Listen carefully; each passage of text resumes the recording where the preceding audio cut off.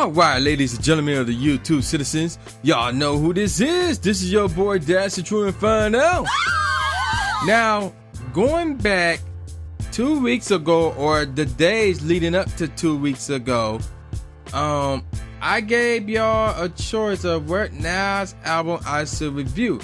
And at the end, it resulted in a tie between It Was Written and God's Son. So what I did was I decided to review both albums. So 2 weeks ago, I reviewed It Was Written, because I did like a whole random.org thing to decide which album I should review first. It Was Written one, so I reviewed that first.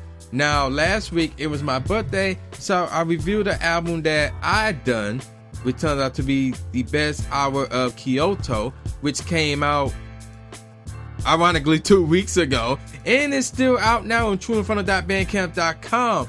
Also, the Kyoto Hour Volume 4 is official and will come out December the 2nd of this year. So yeah, there you go with that. So yeah, so here we are 2 weeks later. I'm now about to review God's Son by Nas. So let's get straight into it.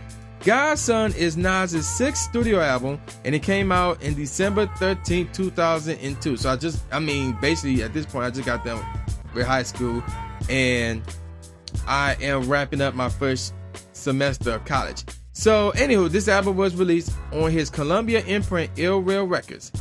So obviously it was under Ill Real Records and Columbia Records. Now the producers involved here were The Alchemist, Juan Browse, Eminem, Nas, who was also executive producer, Talam Remy, Chucky Thompson, Agile, Stevie Stout, who was executive producer, Alicia Keys. Yes, Alicia Keys also took part in this album. Let's see. We also got Switch Beats, depending on which version you got. Sock Rates, and I believe that's everybody. Yeah, that is everybody. Oh wait, Claudio Sweeney and Michael Herring. Hope I pronounced that dude's last name correctly. And yeah. So yeah, and like I said, Swiss Beats, he was only involved depending on which version of this album you got. I'll get more on that in a minute. Now then, moving on. The production for the album took place during 2001 to 2002 and was handled by several hip-hop producers, which I have named already. Now, partly inspired by Nas's feud with Jay-Z and the death of his mother in early 2002, God's Son covers lyrical themes such as religion, violence, and his own emotional experiences. It has been recognized by music writers as a personal work by Nas. So, as I review this album, I'm reviewing this album. You probably want me to review this album and say, well, cut up some slack because this is his personal album and things of that nature. But I'm gonna review his album like I review every other album because it's still an album at the end of the day. All albums got themes. Some are more personal than others, things of that nature. But at the end of the day, it's still an album. It still gotta sell, and people still gotta listen to it. And people got their opinions on whether they like it or not. Now, just by me saying that, y'all probably think, oh, this album sucked, or y'all expect me to say that. No, I ain't gonna say nothing yet. So, moving on. This album debuted at number 18th on the US Billboard 200 charts, selling 156 copies in its first week.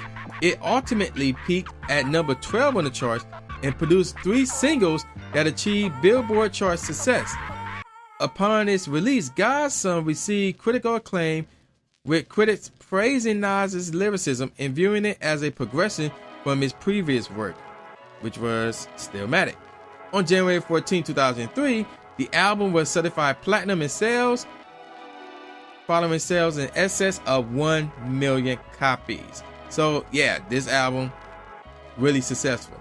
Now there's some a bit of a background info regarding this album. So like I said, this one's a personal album that is inspired by his feud with Jay-Z and the death of his mother. So let me give you some background regarding this album. So Nas's debut album, Illmatic, received much acclaim, but his next few releases were considered to have a more commercial feel, which received criticism. Fellow New York rapper Jay-Z dissed Nas on Takeover from his 2001 album, The Blueprint. Nas responded with Ether, a response to Jay-Z's Takeover, elevating a heated feud. Ether obviously was a part of Stillmatic.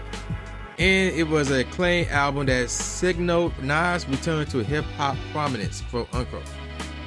Jay-Z later challenged Nas to a pay-per-view rap battle, but Nas rejected and said, and I quote, "Pay-per-view is for wrestlers and boxers. I make records. If Jay-Z wants to battle, he should drop his album the same day I do and let the people decide." Referring to God's Son and Jay-Z's The Blueprint 2 release. After the release, let me read that again. After the release of Stillmatic, Nas spent time tending to his ill mother, Ann Jones, until she died of breast cancer in April 2002. Nas had described Jay-Z's disses during this time period as sneak attacks because Nas did not want to record music while his mother was sick. Nas' mother died in his arms and later served as inspiration for various songs on God's Son.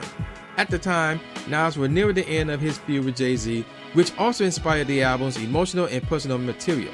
During 2002, fans and critics speculate that Nas was still writing to make commercial music as he started associating himself with artists from Murder Inc., a label. We all know who Murder Inc. is. Irv Gotti, the head of Murder Inc., claimed that Nas might sign with him, and he said, and I quote, "I will definitely be affiliated with Nas, and I'll definitely be a part of his projects, me and my brother Ja Rule." So Nas soon appeared on the Players Remix, a song by Ja Rule, in which Nas hints at signing with the hip-hop label. And obviously this didn't happen. By October, though, God's Son was expected to be released on December 17th, with production from Salem Remy, Large Professor, and The Alchemist, as well as songs recorded with Ja Rule in Miami. Around the same time, a music video for the single Made You Look was being shot. In December, Nas appeared in the video for a Tupac single, Thug Mansions, New York, a song of which an alternate version was later released on God's Son, featuring 2 verses from Nas and only 1 from Tupac. On December 4th, Nas decided to push up the release date for God's Son by a few days in order to prevent bootlegging. Commenting on this, he said, and I quote, "God's Son is my most personal album, and I poured my heart and spirit into it. It's important to me that the fans hear my album the way I intended it. When you buy a bootleg or pirate a download off the net, you won't get the real thing. The sound sucks, the sequencing is wrong, you're probably missing some tracks, and you don't even get the artwork and CD bonuses." See, the CD bonuses. More on that later. Actually, screw that. More on that right now. So, yeah, there you go with that. So, if you got the regular version, there are 14 tracks. Now, and I believe I got the one with I did get the one with the bonus disc. So, I guess all of them, they came with bonus disc, I don't know. But anywho, so, the original disc have 14 tracks. But if you get the bonus disc with it, there's 3 more, pushing up to 17. There's no skits or anything like this on this track. It's all songs, all music.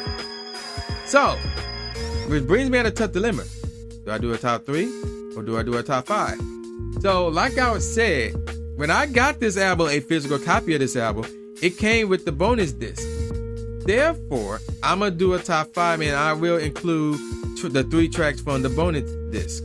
So, let's get on with the track listing. The first track is called Get Down, followed by The Cross, and then next up is Made You Look, followed by Last Real Nigga Alive, which is very deep. More on that later. Track number 5 is called Zone Out featuring Bravehearts. Track number 6 is called Hey Nas featuring Claudette, Ortiz, and Kellis. Oh boy. Track number 7 is called I Can, followed by Book of Rhymes, which is also out cold. Track number 9, Thugs with a Z, Mansions, and then in parentheses NY, as in New York, featuring Tupac and Jay Phoenix. Track number 10 is called Mastermind, followed by Warrior Song featuring Alicia Keys. Track number 12 is called Revolutionary Warfare featuring Lakey the Kid. Next up is Dance. And again, if you got the original disc, it's called, the last track on there called Heaven featuring Jelly Black. Now, the bonus disc includes 3 tracks, like I said. The first track off the bonus disc is called Thug Mirror Freestyle with a Z and Thugs. Man, excuse me. Oh, man, I've been bumping for some odd reason. But anywho, the next track is called Pussy Kills with a Z at the end. And then the third track is called The G.O.D. And that's the one that's produced by Swiss Beats. So like I said, depending on which version you have Swiss Beats words or was not a part of it. So yeah, there you go with that. Now this album got 3 singles and there's info on another track. So let's get on with the singles. Now obviously we all know of this one single, I Made You Look. Now actually before I get on with the single, let me go back to the chart real quick, because there's some more accomplishments that this album have achieved. So it was 57th on the Australia album chart, the ARIA, 42nd on the Dutch album charts, mega charts, 46th on the French albums, the SNEP, 89th on the German albums, Officiet Top 100.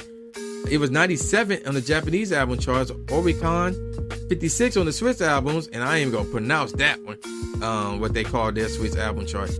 57 on the UK album, the OCC, and I already talked about the Billboard 200. It was high as number 12, and it was number 1 on the top R&B hip hop albums done by Billboard as well. So yeah, there you go with that. Now let's get on with the single. The first single called "Made You Look," which came out September 10th, 2002. We all seen the video for this, and also there's a remix for this as well. Let's see. So this album built around several samples lifted from the incredible bongo band's Apache. The single was important in establishing Nas's direction following his battle with Jay-Z in the Stillmatic album and his reliance on integrated lyricism in an old school aesthetic. The song reached a lot of commercial success on the level of I Can, and it was a sizable hit among urban audiences and remains one of the more popular tracks on the Godson's album. It is his 3rd highest charting single to date. Yes, so yeah, this is that good. Lyrically, "Made You Look" is similar to much of the material Nas was releasing in the early 2000s, with its loose, complex, free, associative rhymes conveying obscure, wide-ranging themes, partying, boasting, hyping Nas and his legacy. Now, obviously, this single was featuring a whole bunch of video game soundtracks, Skate 2, and also 2K16. And like I said, there was a remix that features Jadakiss and Ludacris. And of course, a lot of people have used that beat as well. And it's out cold. The whole track really is out cold. Now then, as far as how this chart do by itself, it was high number 27 on the UK singles, the official chart company. 32nd on the Billboard Hot 100. 12th on the Hot R&B Hip Hop Songs, also done by Billboard. 9th on the Hot Rap Songs, done by Billboard. And 32nd on the Rhythmic charts, also done by Billboard. So yeah, "Made You Look" was a dope track right there, if I do say so myself. The next single is called "I Can." Now, in case you forgot what this was, let me refresh your memory. I know I can be what I wanna be what I wanna be. Yeah, that one. So you know that. Beady beady beady beady bee, beady bee, beady bee, beady beady beady beady bee. Yeah, that one right there. So this single came out February 11th, 2003. And I have seen the music video for this just once. So yeah, there you go with that. And this one, there's no charts. I know where to find the charts for this one. Okay, here we go. So I Can was number 12 on the Billboard Hot 100, number 7 on the Hot R&B Hip Hop Singles and Tracks, 6 on the Hot Rap Singles, 19th in the UK Singles charts. Now let me see if there's any more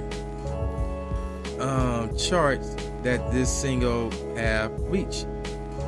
And I don't think so, but who knows? Like, it Made You Look, because I can, even though like the song itself, how I feel personally about the song, it's like, it's okay. You know, it's not one of my favorites or anything like that. I don't go, oh my gosh, this joint is, off of this song. But I'm not stupid. I know how successful of a single that is.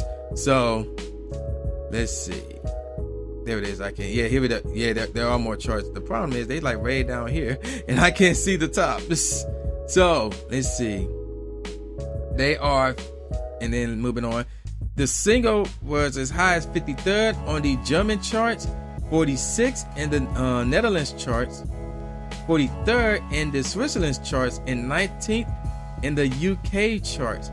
Now then, moving on to the last single off of this album, which is called Get Down, the first track. Now, I did not know this was a single, to be honest with you. So yeah, this is new to me. So yeah, moving on, let's get on with the charts. So Get Down did make the charts.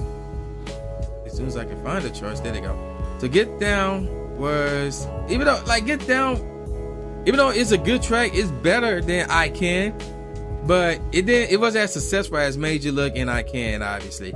It was as high as number 76 on the US R&B hip hop singles and 108th in the UK charts. That's it. That's all they did.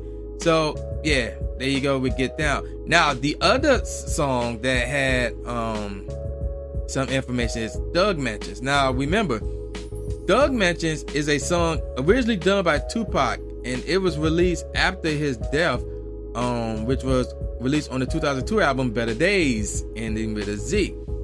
So there are, like I said, there are other versions of it. Now we got the original acoustics version, which is on Nas's Godson, and that's the one, that we're talking about right here. So, and in this version, Tupac's second verse and Nas's verse switching places, and Tupac's first verse replaced with the original Nas verse. So yeah, there was obviously some things that were cut from the original Thug's Mention and put on Nas's version. In fact, Tupac's second verse was placed on here. So yeah, there you go with that. So let's get on with my favorite tracks off of this album, starting from the bottom. Now I'm gonna be honest with you. Zone Out, Thug's Mansion, New York, In the Cross are the worst albums off this album. Now, some of you may want to strangle me for saying Thug's Mansion, but the lyricism ain't the issue. Cause I got that over Zoned Out. The lyricism ain't the issue. The reason why I didn't really like this version of Zoned Out is because of the beat. The acoustics. And I'm like, it just, I wouldn't say it don't fit, because I know this is Nas's personal album, his most personal album, and the song or the atmosphere of the song makes it personal. It makes it a personal track on a personal album, but it just doesn't it's not, it doesn't move me because the beat ain't there with me. So, so that's why I put it in the bottom of the barrel. And the reason why I call Zone Out the worst track off this album is not because of Nas, it's because of Braveheart. Braveheart sound bad on that song. They really do, and the cross really doesn't do much for me. Now moving on up, Pussy Kills was a pretty good one. Warrior Song featuring Alicia Keys was okay. Mastermind, that was good. The G.O.D. was really good. Obviously it was Swiss Beats doing the beat. You can't go wrong with that. Dance was pretty good. It's an underrated track in my opinion. I don't listen to it like that, but maybe I should. Doug's Mirror Freestyle was pretty good as well. Then we started to get to the cream of the crop with this one. Starting to, but we ain't there yet, but starting to. Hey Nas featuring Claudette Ortiz and Kellis was actually good. And of course, I Know I Can. Like I said, that one wasn't a bad song. It's not one of my favorites, but it wasn't a bad song either. So let me get on with my top 5. Number 5, Book of Rhymes. That joint is unique as heck. It is deep, and that's the mellow out joint that I wanted. And the reason why it's unique because it's literally Nas going off his Book of Rhymes, and if there's something in there that he didn't like, he would either tear the page out and throw it away or flip through it. These are a Book of Rhymes that he wrote a while back, and he's like, oh man, I forgot I had this book. Let me go through this real quick. And then he actually started with the reading the the lyrics off the book, matching with the beat. And then, there's some cases where we be like, no, this is weak, next, So yeah, I like it. I really like it. It's unique. It's really dope. Number 4, the fourth best track off this album, Revolutionary Warfare. That joint is out cold. That's another mellow out joint. Even though it's like the tempo is not fast, but it's not exactly slow or anything like that. But it's more positive. You hear the beat, it's more positive, and but it's still dope. Even Lakey the Kid was dope in this one, in the second verse. So yeah, I really like that one. The third best track off this album, Made You Look. You a slave in my page of my rhyme book. Yes, that one. Y'all probably wondering, dang, for real? That's not number one? No, that's not number one. As out cold as Made You Look is. And he did the right thing by making this the first single off this album. As you know, like I said, as out cold Made You Look is not the best track off this whole album. But it's really, really, really good. It's a classic in my opinion. Moving on. Number 2, Heaven. That joint is deep. That's one of Nas's deepest songs he ever did. Not the deepest. I could name a few that's more deeper and more mellow out than that one. But Heaven was dope. And you know, the tempo of the beat is unique as well. You know, this one features Jelly Black as well. And I really like this song. I really like Heaven. That's why I got this number 2. Number 1 though, Last Real Nigga Alive. Cause this joint was out cold. Cause he goes, like he basically explains it all. You know, this is the backbone of the album really, Last Real Nigga Alive, because he talked about you know, what was going on with his mom. And he talks on, as I turn my back, Jay tries a sneak attack, referring to Jay-Z, throwing shots at him while Nas was tending to his mom who was dying. So yeah, that one was dope. That one, like, and then if I were to compare this song off of God's song to any song off of the Blueprint 2, it would be the track Blueprint 2. Because in that one, Jay-Z was throwing shots at not only just Nas, but Jazzo as well. Because they was beefing. Which is weird because Jazzo was Jay-Z's mentor. I need to look up, see how that beef got started. But yeah, so it was like with God's song, The Last Real Nigga Alive was the backbone of this album. But ironically, in Blueprint 2, that track where Jay-Z was throwing shots at Nas, that wasn't, I felt like that wasn't the backbone of the album. Like there was no backbone in that album because there was a lot of great tracks off of that album. Yeah, and yeah, it is called Blueprint 2. So yeah, there you go with that. So Last Real Nigga Alive, the best track, the backbone off of God's Son. So with that out the way, let me give y'all some professional ratings. And they are, as soon as I can find them. Okay, here we go. All Music gave it 4 out of 5 stars. Blender gave it 4 out of 5 stars. Entertainment Weekly gave it a B. Los Angeles Times gave it 3.5 out of 4 stars. NME gave it 8 out of 10. Pitchfork Media gave it an 8.6 out of 10. Q gave it 4 out of 5 stars. Rolling Stones gave it 3 out of 5 stars. Spin gave it 6 out of 10. And Stylist Magazine gave it a B+. So, with all that out the way, what do the True Inferno think of this album? And this was a tough one because, let me set the record straight. It's not better than Illmatic. We all know this. It's not better than Illmatic. In my opinion, it's not better than It Was Written. In my opinion, it's not better than Stillmatic. In my opinion, it's not, I'm going to go as far as say it's not better than I Am. And I will even go as far as to say it's not better than his next album, the one that came out after God's Son, Street Disciple. It's not better than that one. And I don't know if I want to go as far as say it's better than Hip Hop's Dead. Because that one's a tough one. I need to listen to Hip Hop Is Dead again. Because that one has some dope tracks on there. So I need to go back and re-listen to it before I declare whether or not God's Son is better than Hip Hop Is Dead or not. But God's Son, I would give this album a 3.5 out of 5. And here's why. It has some great tracks. Like I said, Last Real Nigga Alive, the backbone of this album. Heaven is an out cold track. Made You Look, one of his best singles ever. Arguably his most successful single ever. Revolutionary Warfare, another one of my favorites, and that's the 4th best track off this album. Book of Rhymes is unique and dope as heck as well. But they had some negatives like Zone Out, The Brave Hearts messed that up. The Cross did nothing with this album, and his version of Thug's Mansion with the acoustics. I don't like the acoustics part. Like the lyricists I had no problem with because this is Nas and Tupac we talking here. But the beat messed it up. Like or the acoustics rather messed it up. So I didn't really like that. So I'm gonna give it a 3.5 out of 5 stars, and I would say download it. Yeah, download it. If you like it, Actually, you know what? I'm gonna say download it and keep it because it is a personal album, Nas. So I'm gonna give him that. Download it and keep it. If you want to buy it, knock yourself out. But at the very least, download it and keep it. So yeah, 3.5 out of 5. That's what I'm giving it. So yeah, with that out the way, let's go on now to next week. Yes, the voting is back up and we are focusing on Weezy, baby. So here are your options by the Weezy one, Lil Wayne. We got Lights Out, The Carter 2, and The Carter 3.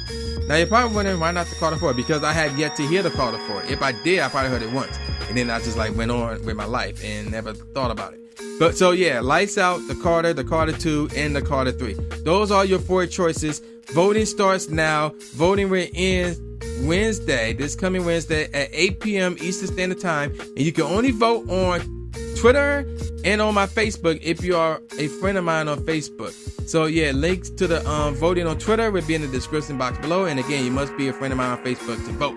So on Facebook. So with that out the way, man, y'all know who this is. This is the new Jay Gatsby, aka the new Stephen A. Smith, saying peace out, y'all, and I'll see y'all next time. Yeah.